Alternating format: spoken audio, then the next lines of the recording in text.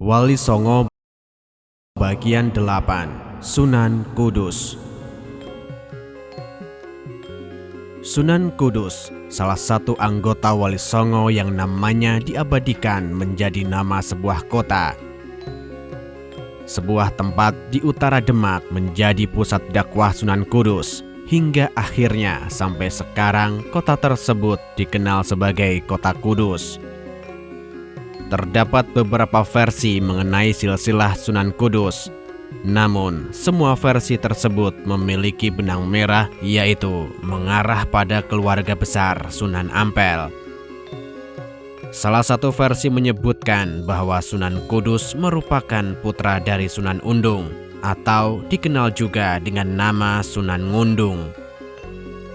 Disebutkan pula bahwa Sunan Undung merupakan putra dari Sultan Mesir.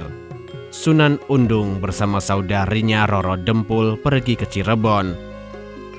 Mereka mengunjungi Syarif Hidayatullah atau Sunan Gunung Jati yang masih merupakan saudara sepupu. Oleh Sunan Gunung Jati, Sunan Undung disarankan pergi belajar ke Ambaldenta. Sunan Undung kemudian dinikahkan dengan Syarifah, putri dari Sunan Ampel. Dari pernikahan Sunan Undung dengan Syarifah inilah, di awal 1500-an Masehi, lahir Ja'far Shodiq yang diberi gelar Raden Fatihan. Kelak Ja'far Shodiq akan lebih dikenal sebagai Sunan Kudus. Sumber-sumber sejarah yang ada tidak menyebutkan dengan detail masa pembelajaran Sunan Kudus. Selain berguru kepada Sunan Ngudung, catatan sejarah menyebutkan bahwa Sunan Kudus pernah berguru kepada Kiai Telingsing. Sebuah cerita tutur yang dikutip Agus Sunyoto dalam Atlas Wali Songo menyebutkan bahwa Kiai Telingsing berasal dari Cina yang memiliki nama asli Telingsing.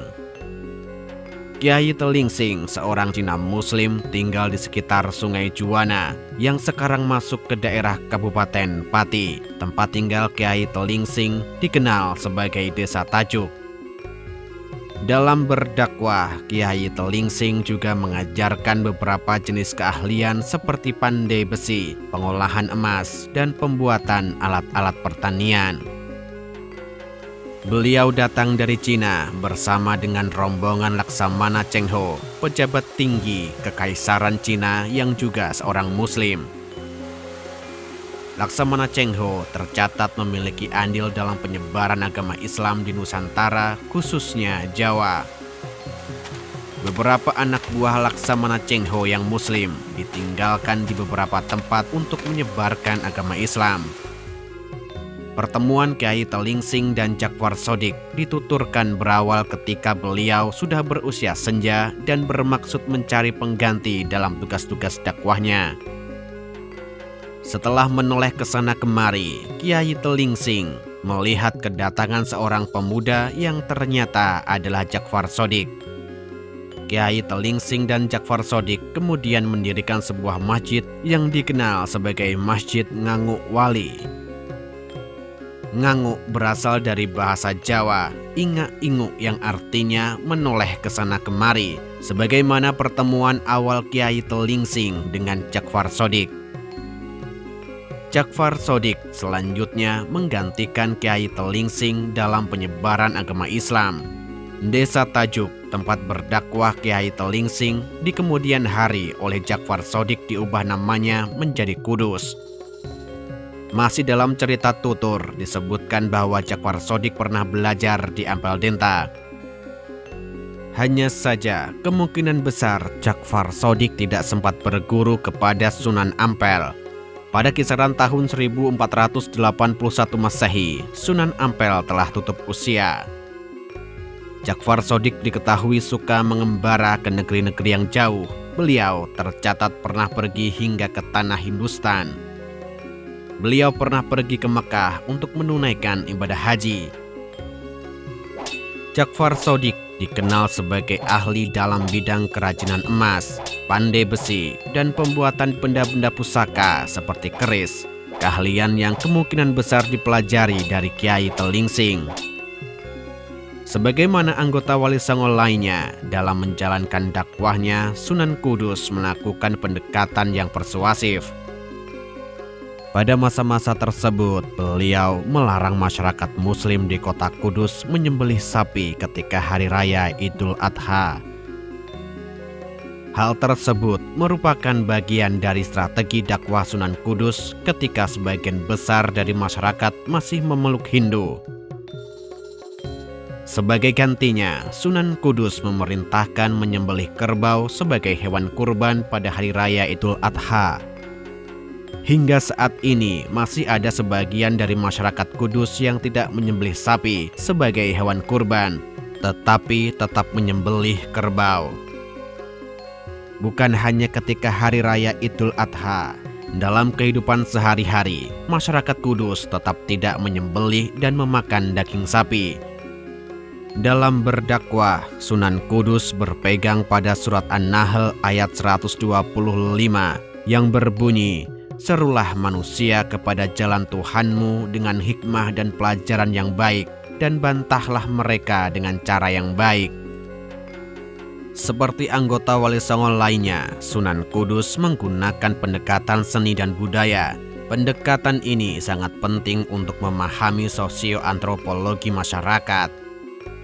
Sunan Kudus juga memperkenalkan teknologi terapan tepat guna semisal teknik pengolahan emas yang sangat dibutuhkan. Saat itu, selain barter, perdagangan masih menggunakan mata uang emas dan perak. Nusantara memiliki bandar-bandar yang melibatkan aktivitas perdagangan internasional. Teknik terapan lainnya yang diperkenalkan Sunan Kudus adalah bidang arsitektur. Beliau membuat beberapa peralatan pertukangan yang memudahkan dalam proses pembangunan. Dalam hal arsitektur, Sunan Kudus berhasil memadukan arsitektur bercorak Hindu dengan arsitektur bercorak Islam. Peninggalan sejarah yang berciri arsitektur kompromis Hindu-Islam ini bisa dilihat dalam bentuk menara Masjid Kudus.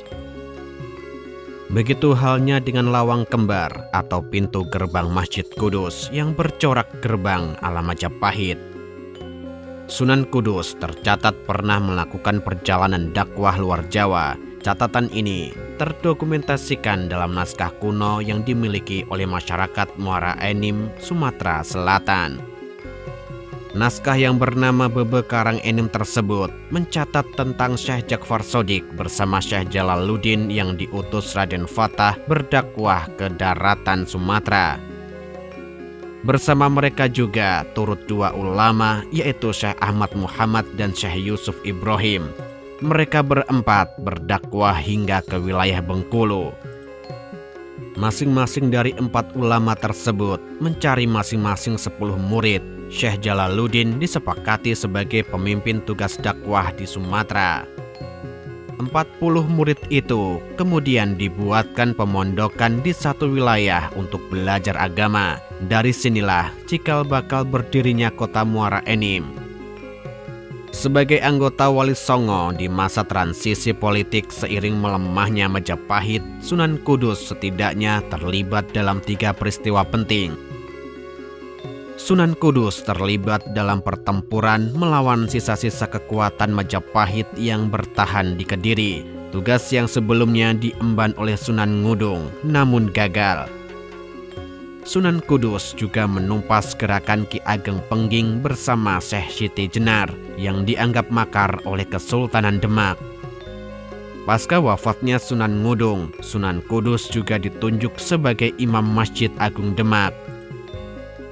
Di masa kepemimpinan Sultan Trenggono, Sunan Kudus ditunjuk sebagai Qodhi atau hakim negara yang bertugas merumuskan hukum-hukum yang berlaku di Kesultanan Demak. Setelah Sultan Trenggono wafat, Demak mulai dilanda kekisruhan politik. Sunan Kudus kemudian pergi dari Demak dan memusatkan dakwahnya di kota Kudus. Di masa-masa inilah Sunan Kudus mulai menata desa Tajuk. Selain mengubah nama Tajuk menjadi Kudus, Syekh Ja'far Shodiq juga membangun pesantren dan sebuah masjid. Masjid Kudus dengan menara yang ikonik dianggap sebagai karya arsitektur dengan menggabungkan kebudayaan Jawa, Hindu, dan Islam. Dalam beberapa sumber sejarah, sebutan Sunan Kudus sendiri diperoleh ketika beliau sudah menetap di kota Kudus.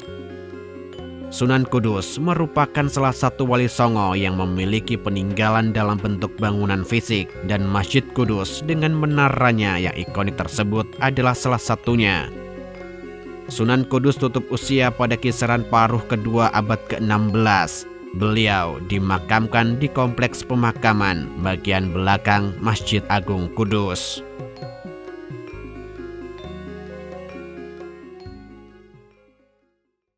Jika Anda suka video kami, jangan lupa untuk subscribe, like, dan memberi komentar. Nyalakan loncengnya agar mendapatkan notifikasi dari video terbaru kami.